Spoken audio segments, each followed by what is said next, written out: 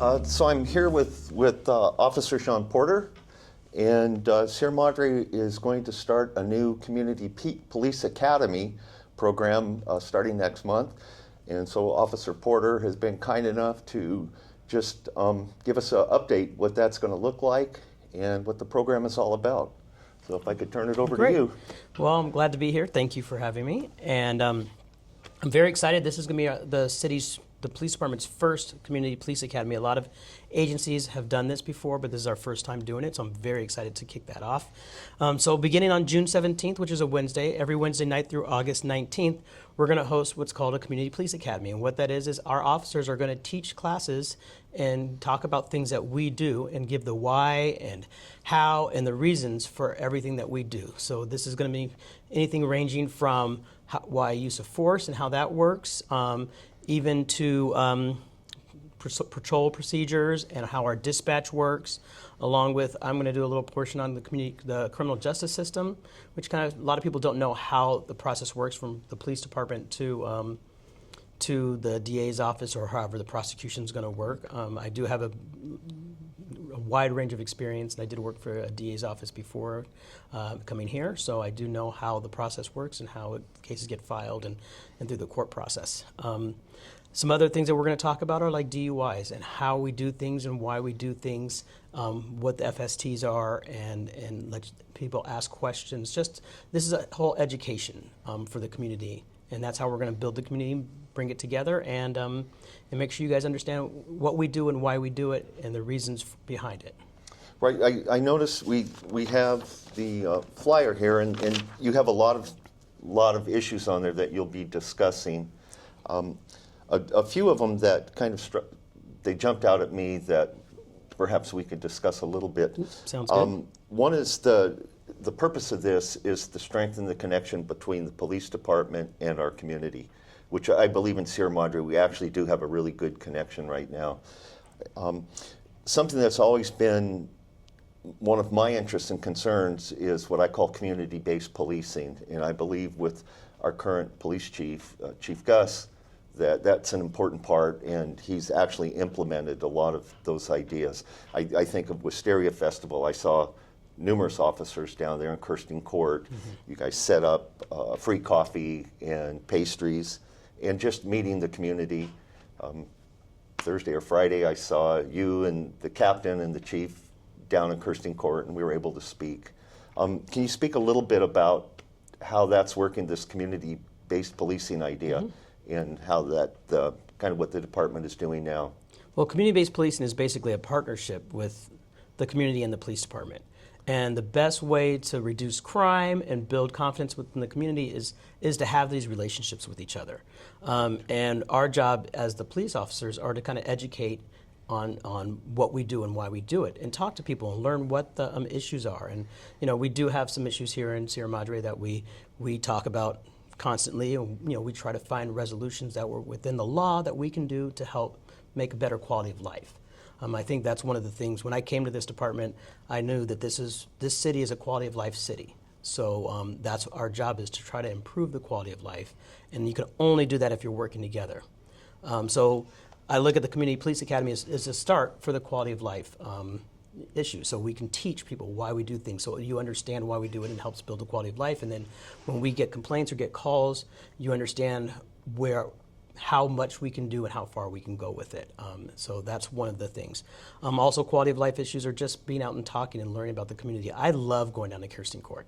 I love talking to people down there. And on the Wisteria Festival, it was a coffee with a cop, and actually that was Starbucks' idea, and they donated the nice. Coffee and the pastries, and thank you to Starbucks and John there, because he brought up that, and so we got it going, and it just worked out that it was on the Wisteria Festival day, and so we're like, this is perfect, because we can be with the community. We do have another one that we're planning hopefully in August, so we'll put out some notifications about that. I've been talking to the manager there, so he wants to do it again, and so do we, and we had a great time doing it. So I noticed on your flyer here, there are limited spots, but what I don't notice is there are age requirements. So we would like Old enough. So we would like 18 and over, but if a 17 or 16-year-old wants to come in, I don't have an issue with that because it is an education. So, this is for you to learn about the community, but also we're not using this as a recruiting tool for the police department, but, if you're interested to see what we do and how we do it, I'm totally good with that to come on in and educate. Right. And aside from this, does the department still offer ride-alongs, like night ride-alongs? So we do offer ride-alongs. You can come in and fill out a ride-along request, and then we will put you with an officer to kind of tour the city and ride and see what we do firsthand. Sure. Another item on here is e-bike awareness, and that seems to be becoming a hot topic right now. And I've noticed we have a handful of youths in town that are blasting around on e-bikes. Can you kind of talk about that a little bit? So we do have an officer who's going to do a presentation on e-bikes, kind of what the laws are, and we do have a lot of issues. And I hear about this at Kirsten Court. The kids are hanging out and they're with the e-bikes and at the parks and everything like that. So this awareness class is just kind of give an idea of some of the laws, some of the rules that go along with being able to ride e-bikes, educating people on this, and some of the awareness that we are doing is, I know the city's working on some MC codes to help combat the problem and help regulate it a little bit. It's not all out yet and everything, but it's going to be hopefully soon. But right now, as police officers, especially on Fridays and Saturdays, we're out educating the kids. It's mostly kids, of course. Right. The teenagers, 13 to, Right. Maybe a little younger, maybe 10 to 13, 14, out doing it. So educating them. Hopefully they're taking stuff back to the parents, which they are. I had one instance where I kind of had the teen take a picture of some of the law and talk to their parent about it, and the parent called here to get more information, Right. which I thought was great. So we're doing a lot of education right now. There might be a time where we have to do more enforcement, which means citations, infractions, or misdemeanors. But right now we're trying to educate, and we need people to be aware. And you can Google, e-bikes and all the laws to go with that. But we will probably come out with more for the whole community soon. I think it's important, too, for parents to realize, I believe it was January 1st of this year, that the state updated and upgraded the e-bike laws, especially for juveniles. Yes. So I think it's worth it. Parents just Google it so you can understand what's required, and then the children will be in compliance. And the parents, too. I mean, I'm an e-bike rider, and there are certain considerations that I have to do other than when I'm not riding it. There's speed restrictions for kids, and age restrictions, and sometimes you need a license depending on how fast you go. Some e-bikes are going to need to be registered depending on the speed. So you need to do your research before you purchase your e-bike and know what you're getting into. Right. Before you do this. And this is a different program than your Explorer program. Correct. And we will hopefully we'll do another podcast just to get the Explorer program some publicity, and anybody interested in that. Yeah, just a little thing on that. It's run by our Sergeant Jeanette Rodriguez. It's Explorer Club, which is a little different than other Explorer programs. Those are, some other cities have them where they're older, 14 and over. We're starting at 10 to about 14-ish, because I think that's where most of our kids are and that hang out in this city, because we don't have a high school. I think that's why. Right. So it's going to be a great program, a great club that they're going to learn how to a lot about the police work and help and assist with community events too. Right. So Jeanette will totally be available to talk about it. And from the department as a whole, what would you like for the community to know about the department now? Well, I'm pretty new to the department, and this is my fourth agency. I'm on the tail end of my career. But this is a great city, and know that the officers here really like this community. Everyone I talk to, they're out. I don't know how it was before I got here, but they're out with the community. They know the people here. They're involved. I had, when I offered, sent out an email about this program, I think every officer volunteered to be part of it. So this department loves this community, and I've seen that, and I've been, like I said, I've been here for about 6 months now. Right. So and I would say too, the community has really provided a lot of support for Sierra Madre PD and our fire department also. They do. This is a great community. As I said, this is my fourth agency. Right. It's a small agency, but I've never felt so much community support.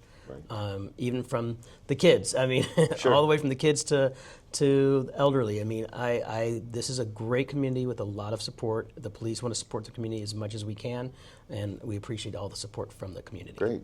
Well, thank you so much. Anything else you'd like to add? No, just this is like a great city, and I'm very happy to be here. And if you're interested in the Community Police Academy, we do have stuff posted on the social media for the city and for the department. And you can also come to the police department, pick up application, or you can email me, which will be on the social media, but it's sporter@sierramadreca.gov, and I can send you an application.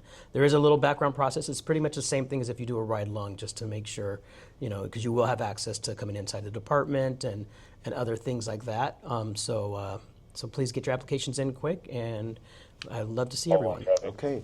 And with your permission, I'll put your email link on there. 100%. And do it. And anybody that would like to get a hold of them and participate, it is limited enrollment, correct? Yes, we are going to limit it to probably about 15 to 20 people, Okay. and then see how this one goes. Like I said, this is the first one for the city, and if it's booming, we'll do another one a few months later. So I want to make this at least a one-time-a-year thing, or maybe twice, depending on what kind of participation we're getting. And enrollment will be open for about one more month. Yeah, so probably till the first week of June, because I still Okay. have to do the quick background and Okay. things like that. So if we can 2 get weeks. So in about, Yeah. yes. Okay. So if we can get them in as soon as possible, love to have it, and I'm excited to meet everyone. Okay. And again, that's Officer Shawn Porter, and I will put an email link up there. All right, thank you Thank you very so much. I appreciate it. Thank you.